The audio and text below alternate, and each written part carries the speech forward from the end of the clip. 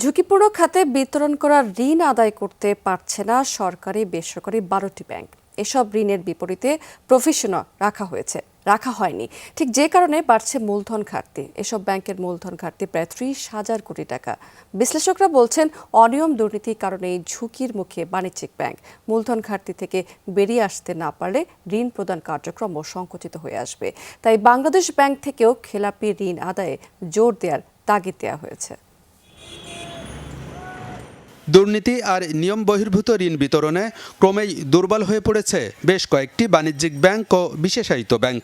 সরকারি ব্যাংকের পাশাপাশি এ তালিকায় যুক্ত হয়েছে বেসরকারি বাণিজ্যিক ব্যাংকও।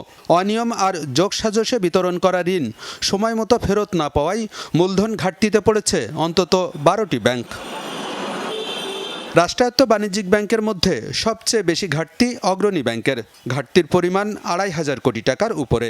সোনালী, রূপালী আর বেসিক ব্যাংকের ঘাটতি 2,000 কোটি টাকারও বেশি। আর বিশেষায়িত কৃষি ব্যাংকের একার ঘাটতি 13,000 কোটি টাকারও উপরে। বেসরকারি 5টি বাণিজ্যিক ব্যাংকের মূলধন ঘাটতি প্রায় 3,000 কোটি টাকা।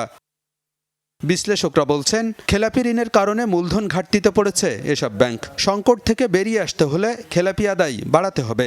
আপনি যখন ডিউ ডিলিজেন্স করবেন না, আপনি শর্ত পালন করবেন না, স্যাংশনটা প্রপারলি দিবেন না, স্যাংশন দিলেও শর্ত না মেনে ডিসবার্সমেন্ট করবেন, তখন তো ওই লোনটা আসার আশঙ্কা থেকেই যায়। আমি লোন নেব, লোন দেব না, তারপরে যা হয় হবে।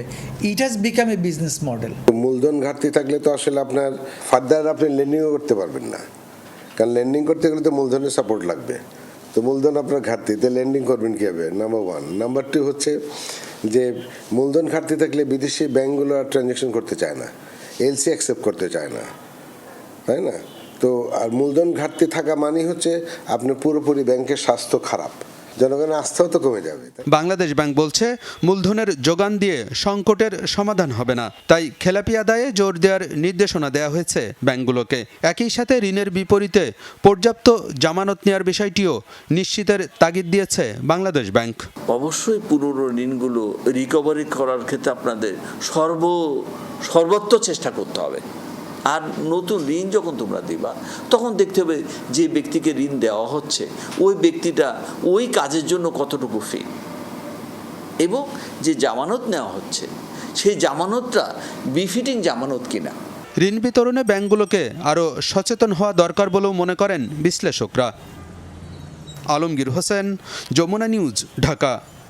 সিলন ফ্যামিলি ব্লেন্ডের কড়ালিকার আর সতেজ স্বাদের পারফেক্ট ব্লেন্ডে স্বপ্নেরা মেলুক টানা।